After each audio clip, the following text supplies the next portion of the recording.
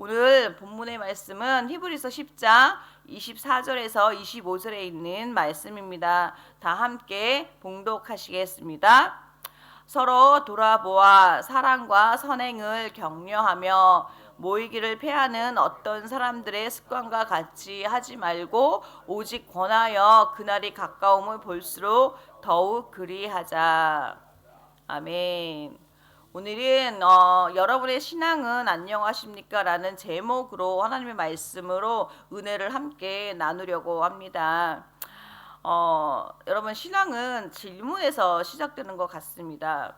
사랑하는 성도 여러분, 오늘 여러분에게 이 새벽에 여러분에게 질문을 던지면서 오늘 말씀을 함께 묵상해 보기를 원합니다.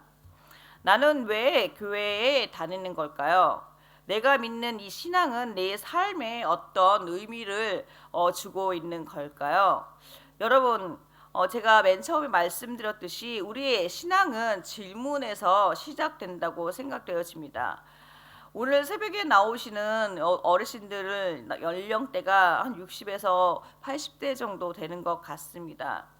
오늘 이 자리에 나오신 권사님도 계시고 집사님들도 계시고 원로 목사님 또 사모님도 계십니다. 왜 어르신들은 이 새벽에 나와서 여러분들의 첫 시간을 하나님께 드리고 계십니까?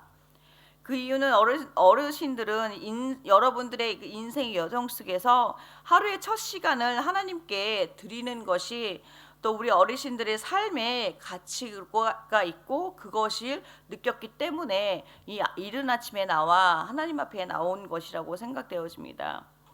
80평생을 살아온 지금의 어르신들은 그것이 여러분의 신앙의 가치와 의미가 있기 때문에 매일 이른 아침에 하나님의 말씀을 붙잡고 오늘 하루를 살고자 이 자리를 비우지 않고 지키는 것이라고 생각되어집니다. 참으로 우리 어르신들의 신앙을 본받아 마땅하다고 저는 생각되어집니다. 그러나 아직도 우리들의 신앙의 삶의 의미를 깨닫지 못한 젊은 세대, 그리고 이제 인생의 중반의 삶을 살고 있는 40에서 50대의 중년분들에게 다시 이 질문을 드리고 싶습니다. 여러분들은 왜 교회를 다니시나요? 여러분들의 신앙은 여러분의 삶에 어떤 의미와 가치가 있으신가요? 이 질문은 단순한 호기심에서 나오는 것이 아닙니다. 제가 지금 50대인데요. 50대를 넘게 살다 보니 이제 제 나이 신앙에 대해서 더 깊이 생각하는 시기가 찾아왔다는 것을 최근 들어 더 많이 깨닫게 되어집니다. 지금의 제 나이에 중년이 된 나이가 된 사람들은 가정에서는 아이들과의 관계 또는 남편과의 관계, 그리고 또 나이가 드신 또 제가 돌봐야 하는 그 부모님들과의 관계 속에서 신앙의 의미를 찾게 되는 것 같습니다.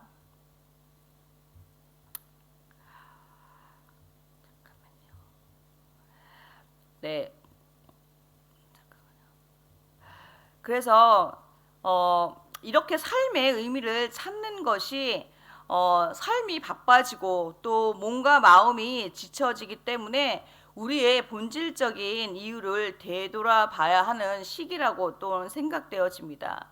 우리가 매주 또는 주중에 교회에 오는 것이 생활 습관은 되어진 않았는지, 또는 또 우리가 교회에 나오는 것이 이 생명의 자리인데 이것이 우리의 어떤 생활 습관으로 되어져서 그냥 나오는 것이 아닌지라고 다시 한번 생각해 보게 되어집니다. 여러분, 교회는 출석을 체크하는 곳이 아니라 하나님 안에서 내 영혼이 살아나는 자리인 줄 믿습니다. 지금 우리가 교회를 다니는 이유는 어쩌면 나의 종교 활동이 아닌가라고 한 번쯤은 제 자신에게 또 스스로에게 질문을 해보기도 하고, 또한 우리들의 신앙을 다시 한번 점검해 볼 때가 아닌가 생각되어집니다. 그래서 다시금 여러분들에게 이런 질문을 하고 싶습니다. 여러분들은 교회를 종교 활동으로 다니십니까? 아니면 참으로 나 자신을 하나님께 매주 드리는 신앙생활을 하며 다니십니까? 그렇다면 종교 활동과 신앙생활은 무엇이 다른 걸까요? 종교 활동과 신앙생활은 같은 걸까요? 종교 활동은 보통 외적인 의식과 활동으로 집단적 제도적 형태의 예배, 기도 모임, 봉사 활동 등을 일정한 틀과 조직 속에서 주어지는 활동을 강조한다면 신앙생활은 그 안에서 비롯된 내면적인 믿음과 삶의 태도로 개인적인 실천을 중요성을 강조하는 것입니다. 다시 말해 종교 생활이 껍질이라면 신앙생활은 그 속에 핵심과 본질이 있다고 말씀할 수 있습니다. 그래서 우리는 때로는 종교 활동으로 생각할 때가 많습니다. 우리 중에는 이런 마음을 가진 분들도 계실 것입니다. 주일엔 당연히 교회 가야지. 교회에 안 가면 왠지 찝찝해. 그래서 몸은 왔지만 우리의 마음은 멀리 있는 경우도 있습니다. 사실 저도 신앙생활을 해오면서 어떨 때는 교회를 가지 않으면 안 되니까 좀 찝찝하고 또 왠지 교회를 안 가면 하나님께서 벌을 주실 것 같으니까 그래서 교회를 갔던 적도 사실 있습니다. 그런데 성경은 말합니다. 히브리서 10장 24절에 서로 돌아보아 사랑과 선행을 격려하라고 말씀하고 있습니다. 성도 여러분, 교회는 은혜만 받으러 오는 것이 아니라 서로 돌아보고 격려하며 함께 세워나가는 공동체입니다. 신앙은 혼자 지키는 것이 아니라 함께 세워져 가는 것이라는 것입니다. 여러분, 교회는 나의 신앙을 점검하고 삶을 나누고 또한 우리들의 사명을 회복하는 거룩한 장소라는 사실입니다. 여러분이 속한 공동체 또는 교회가 여러분의 신앙을 점검받고 또 여러분의 삶을 나누고 또한 여러분의 사명을 회복하는 곳이라고 생각하십니까? 어떤 분들은 그렇게 생각할 수도 있지만 또 어떤 분들은 그렇게 생각하지 않을 수도 있습니다. 저는 여러분이 속한 공동체에서 여러분이 이곳에 와야 할 의미와 가치가 있기를 축복합니다. 자꾸 가고 싶고 기다려지는 공동체가 되어지기를 축복합니다. 하나님께서는 우리를 이 자리에 부르신 이유는 단지 예배 출석을 위함이 아니라 우리의 삶 전체가 변화되어지고 새로워지게 하시려는 것입니다.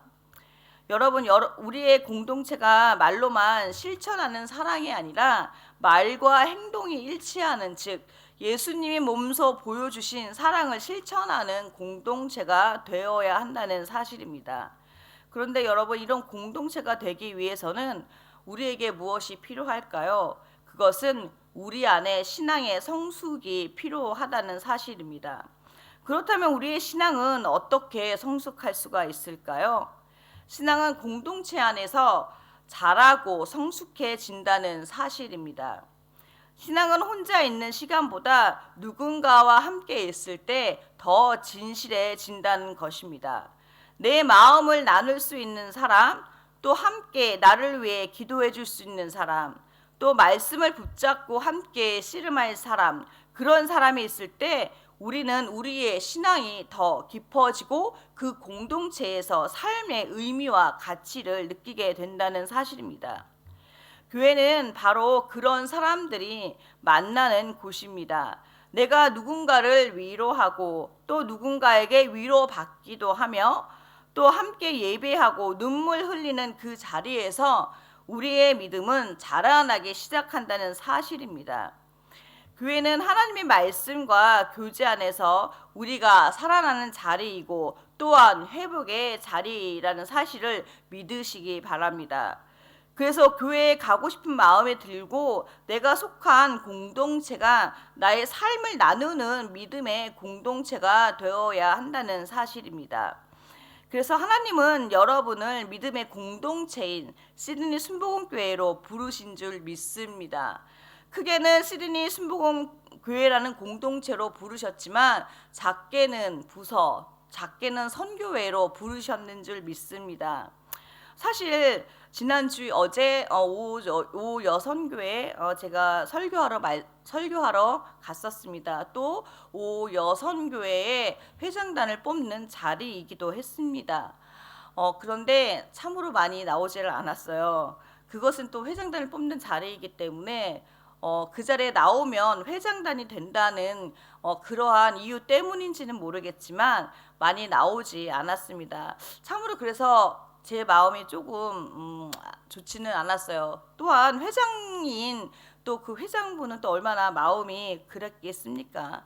그래서 회장단 선출을 이렇게 단톡방에 올렸는데 이제 두 분이 이름이 명단이 올라갔습니다. 근데 그 두 분은 그 곳에 나오지는 그 어제 선교회에 나오지는 않았어요. 그런데 그 단톡방에서 이제 선거하기 위해서 이렇게 투표를 하는 그 과정에서 두 분 다 하지 못하겠다고, 개인적인 사정에 의해서 하지 못하겠다고 메시지를 올렸는데, 개인적으로 참 안타깝고, 물론 개인적인 사정이 있어서 못할 수도 있지요. 근데 너무 힘들 것 같아요. 그리고 회장님이 너무 힘들 것 같다는 생각이 들었습니다. 정상순 오 여성교회 다시죠. 오 여성교회 정상준 집사님은 작년에 오 여성교회 회장으로 뽑혔습니다. 그 집사님은 스스로 회장이 되어서 하려고자 했었습니다. 작년에. 근데 그 마음이 너무 감사하고 이쁘더라고요.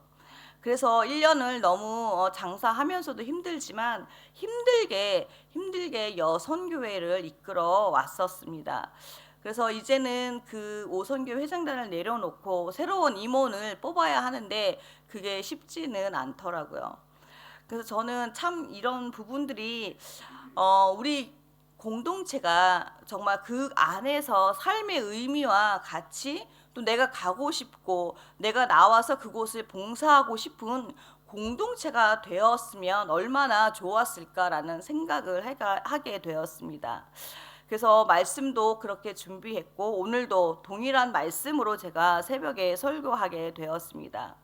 하나님께서는 여러분들을 교회로 부르신 이유가 무엇일까요? 그냥 부르셨을까요? 여러분들을 교회로 부르신 이유는 하나님께서는 정말 실수가 없다는 사실입니다. 여러분이 이 교회에 있는 것은 하나님의 뜻이라는 사실입니다. 여러분은 이 공동체에 꼭 필요한 지체라는 사실입니다. 고린도전서 12장 27절에는 너희는 그리스도의 몸이요 지체의 각 부분이라고 말씀하고 있습니다.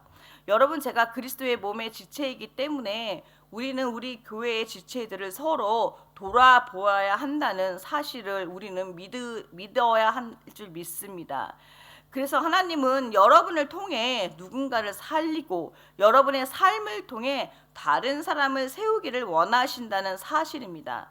단지 오는 사람이 아니라 기도하는 사람, 세우는 사람, 믿음의 본이 되는 사람으로 부르셨고 그렇게 여러분의 삶을 하나님께 드리고 다른 사람들의 영혼을 살리기 위해 여러분을 부르셨다는 사실입니다. 여러분 그렇게 믿으십니까? 그렇습니다. 여러분, 교회는 나의 정체성과 연결된 자리입니다. 사랑하는 성도 여러분, 교회에 다닌다는 것은 나는 하나님의 사람입니다라고 고백하는 것이며 나는 공동체 안에서 함께 살아가겠습니다라고 하는 믿음의 결단인 것입니다. 이제는 단지 오는 교회가 아니라 살아 숨쉬는 교회, 내가 나의 사명을 감당하는 교회, 예배하고 치유받고 또 치유하는 교회가 되어져야 할 때라고 저는 생각되어집니다. 오늘 이 새벽에 다시 한번 이 질문을 해보고 싶습니다. 나는 왜 교회에 오는가? 나는 왜 교회에 다니는가? 그 질문에 대한 정직한 대답이 오늘 여러분의 삶을 변화시키고 여러분의 신앙을 다시 뜨겁게 할 줄 믿습니다.